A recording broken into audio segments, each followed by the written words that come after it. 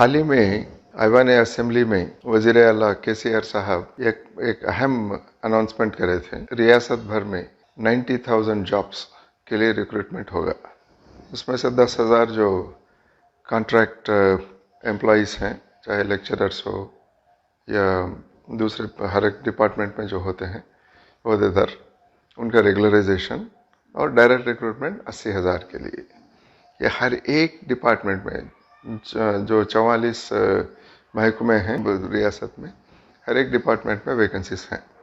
जैसे मिसाल के तौर पर पुलिस डिपार्टमेंट में बहुत बड़े पैमाने पर यानी कि 15 से 20,000 तक हो सकते हैं वैकेंसीज। इसका रिक्रूटमेंट होने वाला है। वैसे फॉरेस्ट डिपार्टमेंट में वहाँ तकरीबन 1,500-1,600 वैकेंसीज हैं। हमारे माइनॉरिटी वेलफेयर डिपार्टमेंट में भी 1,500 तक वैकेंसीज हैं, जिसमें से 1,400 टिमरिस में ही हैं टीचर वैकेंसीज। और इंजीनियर्स के वैकेंसीज हैं, रोड्स एंड बिल्डिंग्स, इरिगेशन और इलेक्ट्रिसिटी। बहुत सारे डिपार्टमेंट्स में टेक्निकल स्टाफ की ज़रूरत है। वहाँ पर असिस्टेंट एग्जीक्यूटिव इंजीनियर्स ये लेवल में डायरेक्ट रिक्रूटमेंट्स भी होने वाले हैं। देखिए, डिस्ट्रिक्ट्स में, अजलाओं में बहुत वैकेंसीज हैं। इसमें हर एक कलेक्टरेट में जो डिस्ट्रिक्ट लेवल ऑफिसर्स होते हैं, वहाँ पर LDC, सेक्शन ऑफिसर्स, ऐसे बहुत सारे वैकेंसीज वहाँ पर हैं। एजुकेशन डिपार्टमेंट में टीचर्स के वैकेंसीज हैं। और ग्रुप 1, ग्रुप 2 के जो आला दर्जे के पोस्ट होते हैं, जैसे deputy collector, deputy superintendent of police, commercial tax officer, वैसे ग्रुप 1 के पोस्ट हैं। ग्रुप 2 के MRO, assistant minority welfare officer, और ग्रुप 1 में district minority welfare officer vacancies भी हैं। ऐसे बहुत ही इम्पोर्टेंट वैकेंसीज हैं। ग्रुप 3, ग्रुप 4 के लिए भी रिक्रूटमेंट है, यानी कि डिस्ट्रिक्ट लेवल में वैकेंसीज हैं, वहाँ पे रिक्रूटमेंट होगा। जोनल लेवल में रिक्रूटमेंट है, मल्टी जोनल लेवल में है, और सर्विस कमीशन स्टेट लेवल के वैकेंसीज जो हैं वहाँ पर रिक्रूटमेंट है। इसके साथ ही साथ जो इम्पोर्टेंट डिपार्टमेंट्स हैं, अपना खुद का रिक्रूटमेंट वो कर रहे हैं। जैसे पुलिस डिपार्टमेंट या फॉरेस्ट डिपार्टमेंट का मिसाल जो दिया था मैं आपको। ऐसा मौका 4-5 साल में एक बार मिलता है, तो इसलिए इसको ज़ाया नहीं करना चाहिए। हर एक नौजवान जो गवर्नमेंट जॉब्स के लिए इतने दिन से इंतज़ार कर रहे हैं, इस मौके को नहीं खोना है इसको। अब वज़ीर आला और एक अनाउंसमेंट भी करे कि अपर एज लिमिट जो है, क्योंकि काफ़ी सालों से रिक्रूटमेंट नहीं हुआ था, इसलिए अपर एज लिमिट में भी 10 साल की छूट दी गई है। तो अपर एज लिमिट 10 साल बढ़ाए हैं। तो सबके लिए एक अच्छा मौका है ये, एग्ज़ाम्स के लिए प्रिपेयर होना, लिखना और अच्छा सिलेक्शन हासिल करना। तो ये इसके नोटिफिकेशंस, एडवर्टाइजमेंट्स सर्विस कमीशन से भी आएंगे ग्रुप 1, ग्रुप 2 के लिए, और नीचे जो डिपार्टमेंट्स इंडिविजुअली रिक्रूट कर रहे हैं उसका सेपरेट नोटिफिकेशंस आएंगे। और डिस्ट्रिक्ट्स में जो जॉब्स हैं उसके लिए वहाँ पर डिस्ट्रिक्ट लेवल में उसके नोटिफिकेशंस होंगे। तो इस पे एक नज़र रखना बहुत ज़रूरी है, कब कौन से नोटिफिकेशंस आएंगे, उसका एलिजिबिलिटी क्या है, सिलेक्शन क्राइटेरिया क्या है, ये सब देखने के बाद में नौजवान इसके लिए अप्लाई करना ज़रूरी है। वैसे नोटिफिकेशंस आएंगे 15 दिन, 1 महीना, 2 महीने के अंदर एक के बाद एक आते ही रहेंगे नोटिफिकेशंस। इसलिए एग्जामिनेशंस के लिए तैयारी अभी से शुरू कर देना है, क्योंकि करंट अफेयर्स, जनरल नॉलेज और लॉजिकल रीजनिंग सब्जेक्ट्स भी हो सकते हैं, ऐसे पेपर्स हो सकते हैं, कोई लैंग्वेज पेपर्स, वो उसका इंफॉर्मेशन हासिल करना कोई बड़ी बात नहीं है, मिल जाएगा आपको स्टडी सर्कल्स में हो या वेबसाइट्स में। आजकल न्यूज़पेपर्स में भी काफ़ी इन्फॉर्मेशन आ रहा है इसके बारे में।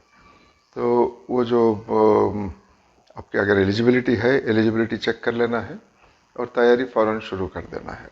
और एक बात भी यह है कि बहुत सारे कलेक्टर्स अजलाओं में और बहुत सारे पब्लिक रिप्रेजेंटेटिव्स, इनके तरफ से भी कुछ स्पेशल कोचिंग कैंप्स का इंतज़ाम हुआ है। तो पुलिस डिपार्टमेंट में हर एक डिस्ट्रिक्ट में specialised coaching superintendents of police, commissioners of police, इन्हों भी शुरू करे हैं। तो वहाँ पर वो ऑफिसर्स को जाना, इंफॉर्मेशन लेना वहाँ जो कोचिंग सेंटर्स हैं या जो वहाँ पे ट्रेनिंग दी जा रही है, इसका फ़ायदा उठाना बहुत ज़रूरी है।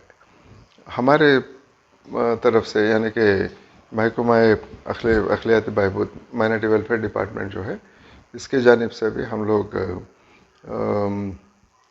स्पेशल कोचिंग क्लासेस शुरू करेंगे। अब हम लोग तैयारी में हैं। अब जैसे भी रमज़ान का महीना ख़त्म होने के बाद इमीडिएटली फ़ौरन उसके बाद में हम लोग शुरू करेंगे। अब तक हमारा प्लान यह है कि 10 ओल्ड डिस्ट्रिक्ट हेडक्वार्टर्स जो थे वहाँ पर ये सेंटर्स को हम कायम करेंगे। अच्छे से अच्छी फैकल्टी लेके आएंगे वहाँ पर, स्टडी मटेरियल डेवलप करेंगे और कोचिंग कम से कम 1.5 से 2 महीने तक चलाएंगे कोचिंग क्लासेस। टेस्टिंग भी, फ्रीक्वेंट टेस्ट भी कंडक्ट करते जाएंगे ताकि एग्जामिनेशन में जाने के बाद आपको ये बात का भी एहसास हो जाएगा कि किस तरह का स्टैंडर्ड होता है, किस तरह से करना है इसको। तो इसके लिए आपसे सारे नौजवान तैयार होना ज़रूरी है। अब ये सेंटर्स 10 डिस्ट्रिक्ट में तो 10 रहेंगे। हैदराबाद में हम लोग इस तरह से प्लान कर रहे हैं कि कम से कम 2 सेंटर्स हों इधर हैदराबाद में।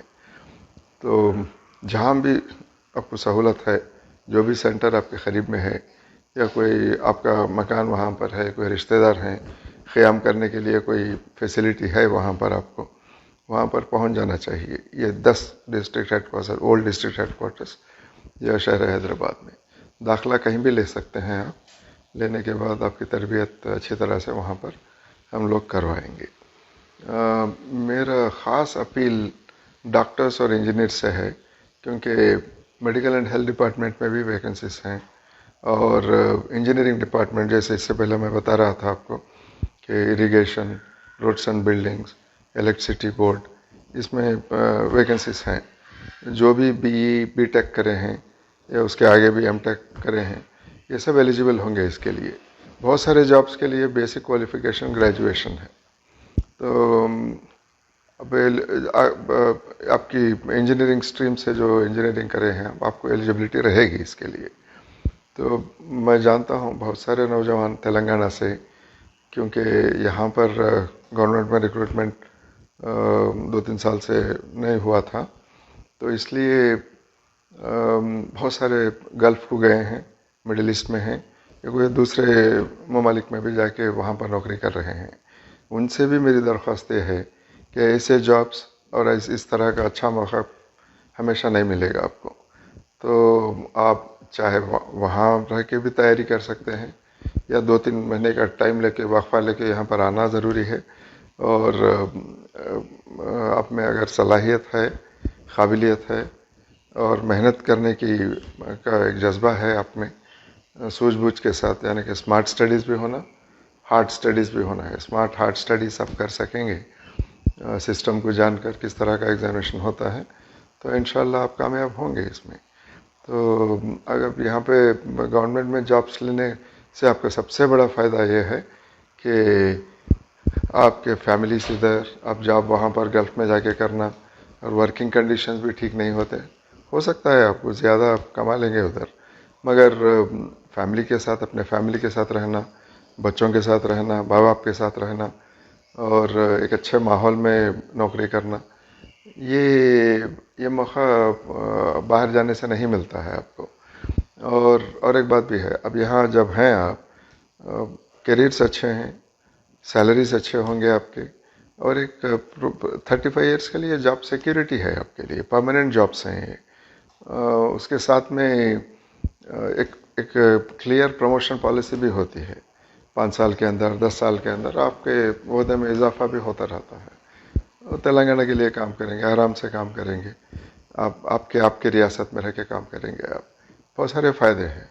इसलिए हर एक से, ख़ासकर जो टेक्निकली क्वालिफाइड हैं, डॉक्टर्स और इंजीनियर्स, इनसे मेरी दरख्वास्त है कि आप ये मौका ना खोएं और यहाँ पर आके कोचिंग लें, ट्रेन करें एग्जामिनेशंस के लिए, और एग्जामिनेशन में ज़रूर अपीयर करें आप, करके ये जॉब्स हासिल करने की कोशिश करें।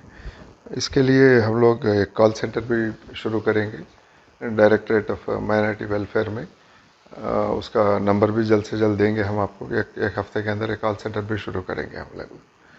तो जो भी इससे ज़्यादा जानकारी हासिल करना है आपको, तो वो कॉल सेंटर से भी ले सकते हैं। वैसे इन्फॉर्मेशन की कोई कमी नहीं है। आज सोशल मीडिया पे बहुत इन्फॉर्मेशन मिलता है आपको। आप भी नौजवान जो भी कैंडिडेट्स हैं, एक आपस का नेटवर्क भी बना सकते हैं सोशल मीडिया में।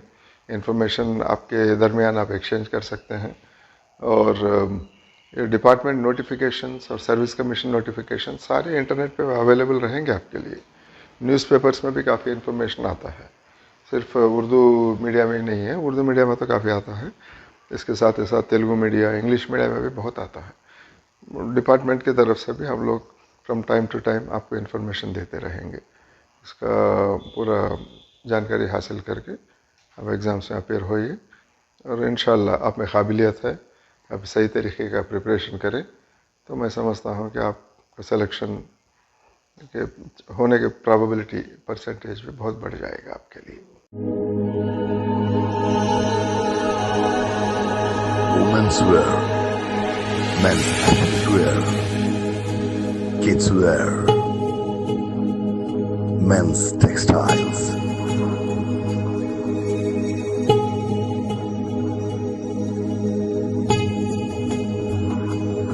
Nikhar, Mehdipatnam, Patragati, Tori Chowki, Hyderabad.